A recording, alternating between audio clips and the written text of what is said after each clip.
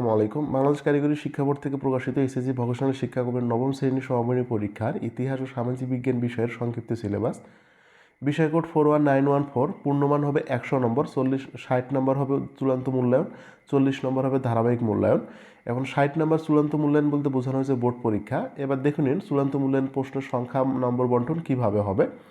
বিভাগ থাকবে 3টা, ক বিভাগ, খ বিভাগ, গ বিভাগ থাকবে। ক বিভাগে 60টা প্রশ্ন থাকবে, উত্তর দিতে হবে 5টা এবং প্রতি প্রশ্নের নম্বর থাকবে 6 নম্বর করে, 5 6 30 নম্বর। খ বিভাগে প্রশ্ন থাকবে 6টা, উত্তর দিতে হবে 4টা এবং 4 6 24 নম্বর। গ বিভাগে প্রশ্ন থাকবে 2টা, উত্তর দিতে হবে 1টা, নাম্বার থাকবে 6। এই মিলে মোটে হলো 60 নম্বর।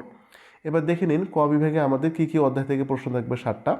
প্রকৃতি, সমাজ অনুসন্ধান, আত্মপরিচয় ও মানবিক আচরণ, রাজনৈতিক কাঠামো, নাগরিক দায়িত্ব, ব্যক্তি জীবনে সামাজিক কাঠামো, মিলেমিশে নিরাপদে বসবাস, এখান থেকে 7টা প্রশ্ন হবে।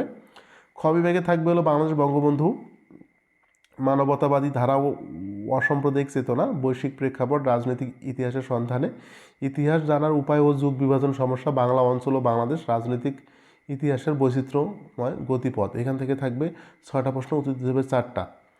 সম্পদের উৎপাদন বন্টন সমতার নীতি, এখান থেকে 2টা, উত্তর দিতে হবে 1টা, 6 নম্বর। এই মিলে মোটে হলো 60 নম্বরের চূড়ান্ত মূল্যায়ন।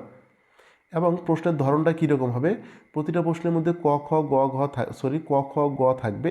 কয়ে থাকবে হলো জ্ঞানমূলক 1 নম্বর এবং সংক্ষিপ্ত প্রশ্ন থাকবে, ক্ষয়ে থাকবে 2 নম্বর এবং বর্ণনামূলক প্রশ্ন থাকবে 3 নম্বর। এই মিলে 6 নম্বর থাকবে প্রতিটা প্রশ্নের মান বন্টন।